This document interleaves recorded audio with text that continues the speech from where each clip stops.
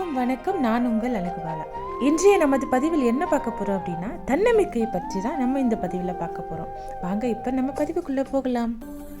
மனிதன் கடவுளிடம் கேட்டானாம், என்னுடைய வாழ்க்கையை நான் எப்படி வழி நடத்துவதென்று. கடவுள் சொன்னாராம், உன் அறையை செக் பண்ணி பாருன்னு. உன்னுடைய அறை எல்லா பதிலும் சொல்லும் என்று.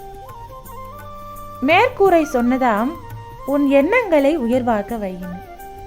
காத்தாடி சொன்னதாம், என்ன மாதிரி குளிர்ச்சியா கூலா இருக்கணும்னு. கடிகாரம் சொன்னதாம், நேரங்களை மதிக்கணும்னு. காலாண்டர் சொன்னதாம், என்னை மாதிரி தினமும் உன்னை புதுப்பிக்க வேண்டும். மணிப்பர் சொன்னதாம், வருங்காலத்திற்காக சேமித்துக் கொள்ளணும். கண்ணாடி சொன்னதாம், உன்னை மட்டும் பாரென்று. விளக்கு சொன்னதாம், என்னை மாதிரி அடுத்தவர் வாழ்வில் ஒளியேற்று. ஜன்னல் சொன்னதாம், பரந்த மனப்பான்மையாக இருன்னு. தரை சொன்னதாம், எப்பவும் கீழே பணிவாக இருன்னு.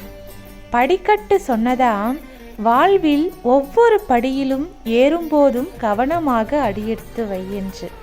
இதுபோல வாழ்க்கையில் நாம் கடைபிடித்து வந்தால் மிகவும் உயர்ந்த நிலைக்கு வரலாம். இந்த பதிவை நீங்கள் கேட்குறது மட்டும் இல்லாமல் இதில் உள்ள அனைத்தையும் நீங்கள் கடைபிடித்து வந்தால் மிக உயர்வு நிலைக்கு வரலாம் என்று சொல்லி விடைபெறுகிறேன். இந்த பதிவு உங்களுக்கு பிடிச்சிருந்துச்சு அப்படின்னா நம்மளுடைய சேனலை சப்ஸ்கிரைப் பண்ணிக்கோங்க. மீண்டும் அடுத்த ஒரு நல்ல பதிவில் நான் உங்களை சந்திக்கிறேன். அதுவரை உங்களிடமிருந்து விடைபெறுவது உங்கள் அழகுபாலா.